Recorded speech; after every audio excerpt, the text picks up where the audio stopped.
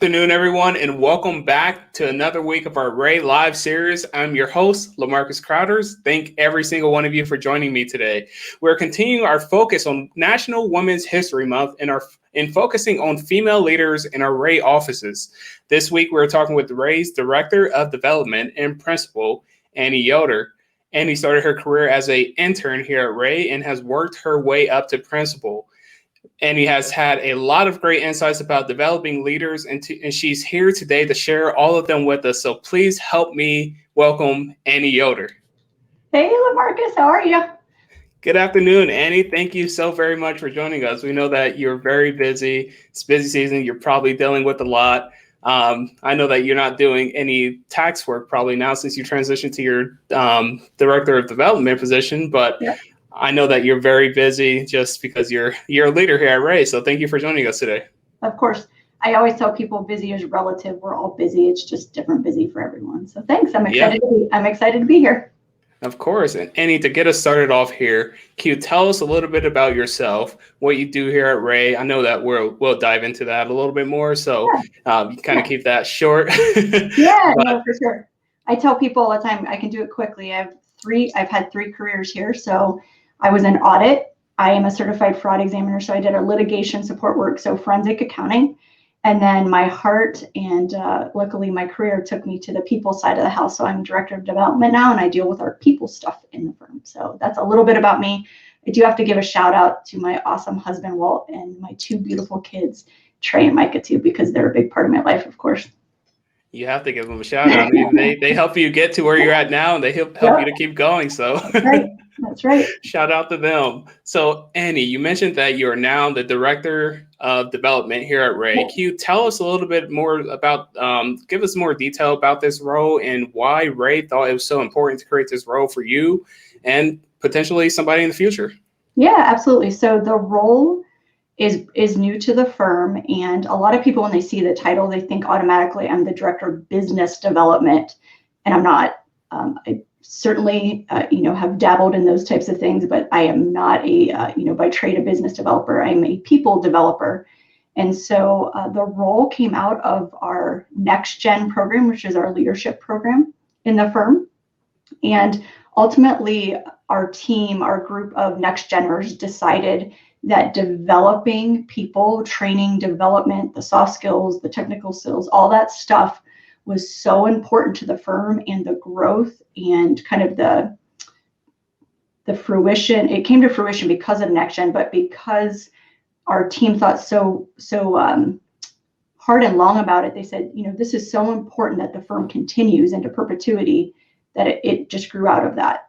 And I kind of raised my hand, kind of was kind of tapped, hey, this would be a good role for you. So ultimately evolved into something bigger. So now it's dealing with HR, it's learning and development, it's internal communications, all sorts of different things. So I love the role and I love dealing with people. That is awesome. I'm glad that you got that experience and got the opportunity to transition. I know you're kind of voluntold, but you wanted to as well.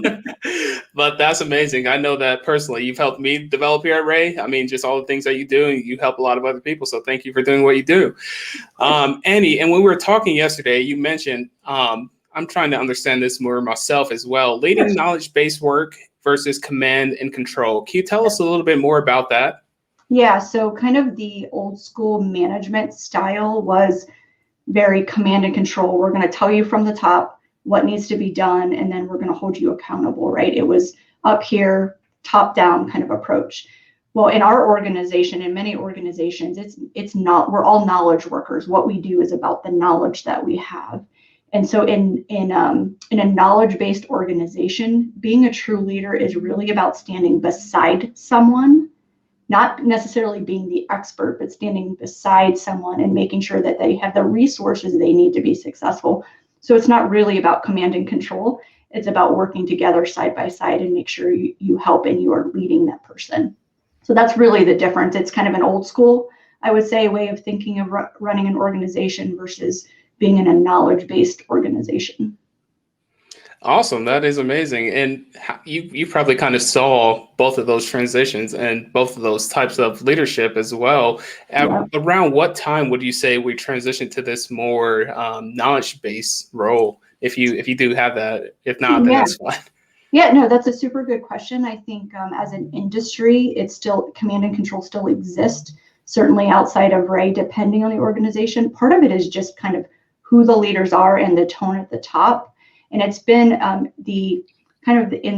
we're in the fourth, I think it's the fourth industrial revolution, basically moving from kind of manufacturing into the knowledge world. So there's been a natural shift as things become more digitized and more technology driven, that there's been a shift from command and control to being, knowledge-based workers and leading differently as well. I think that's probably what I would tell people that are watching or watch later on is, if you're looking at your organization today and thinking command and control, I need to be top down, I need to tell people what to do, maybe take a step back, reflect and think, wow, what if I stood beside this person and let them be the expert, and I just made sure they had the resources and the skill sets and help them along, versus kind of, again, that top down. Okay, awesome. Thank you for sharing that, Annie. Of course. And Annie, you've gotten to where you are. You're a leader. You're continuing to grow every day. What resources would you say have helped you to develop your role and your leadership skills? So probably I would say two main things is mentors. Wow. I mean, just the mentors I have externally and both internally in the organization have had a powerful impact on my career. I mean, you have to, I would recommend anyone has mentors, doesn't matter where you are in your career, have mentors, because they can help you. They can be kind of neutral parties to tell you when you're off track or need to get back on track or whatever that might be. So mentorship. And then also, I am a voracious learner. So I love to read. I love to listen to podcasts. It doesn't matter what the topic is. I was recently reading about chaos theory. That has nothing to do with accounting. But if I can take a little nugget away from anything that I read and bring it into being a better leader, being a better mother, being a better wife, whatever it is, I will read just about anything.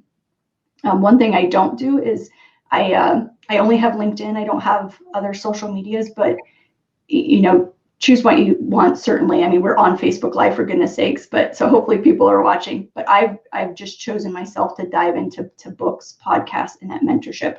I could talk a long time about that, but I'll stop there. Awesome. We'll have to get together later, and you'll have to give me some of those books and resources that you have. That is amazing. Thank you for sharing that. And to you, Annie, what qualities make a great leader? I think the list can get pretty lengthy, and I always kind of chuckle because if you just Google it, the number of articles that come up, whether it be from Inc. or HBR or wherever, the list is always different, but there's some qualities or competencies that end up usually on every list, and two of those are courage and humility. You've got to have courage to make really hard decisions, even if they aren't popular. And you also have to have the humility to know when you made the wrong decision and to accept it. I try my hardest and I fail sometimes, certainly, but when something goes wrong, it was me. If something goes right, it was we, right? And I think that's incredibly powerful for leaders to remember, because you should take the onus on you if something doesn't go right, but all the props should be given to everybody else. And that's something as you're growing, and as others are growing into leadership roles, they can remember. Okay, awesome. Yeah, I was actually researching before this live meeting that we're having here on just some qualities, just in case I was asked myself as well. And those were definitely two that stood out for me as well. So thank you for sharing those, Annie. And let me chime in before you go on. What was another one that you maybe ran into? That put you on the spot. Some other ones that I ran into it was different, but it was taking responsibility yourself and not making excuses. Also making sure that you don't just notice the negative things in individuals' work. You also tell them the positive things that they're doing day by day, because the negative things definitely outweigh the positive things. One negative thing equals like 10 positive things. So you have to tell those positive things as well. So you have to be able to share that with the people that you're working with. There were quite a bit, like you said. So the list can go on, and every single one of those articles were different, like you said. But Is there anything else that you would like to share with us today before you go, Annie? I think I just share, leadership is a journey and it never ends. I mean, I hope even after I retire from Ray and Associates, I hope that I'm still learning and I'm still, gaining knowledge and I'm still passing it forward or paying it forward, whatever, language you want to use, because take what you learn as a leader and pass it on to the next generation, because quite frankly, that's the whole goal of being a leader, is that it's better for those that come behind us than it was for us. So I think I'd probably just share that, and thankful for the opportunity to talk to you. I remember when you came in as an intern, so it's pretty awesome to be having this conversation. Yeah, it is pretty awesome. I remember that myself. But thank you so very much for joining today, Annie. You're welcome. Have a great rest of your afternoon. All right, you too. And to all of you, thank you once again for joining today. We'll be live again next week, so I'll see you then.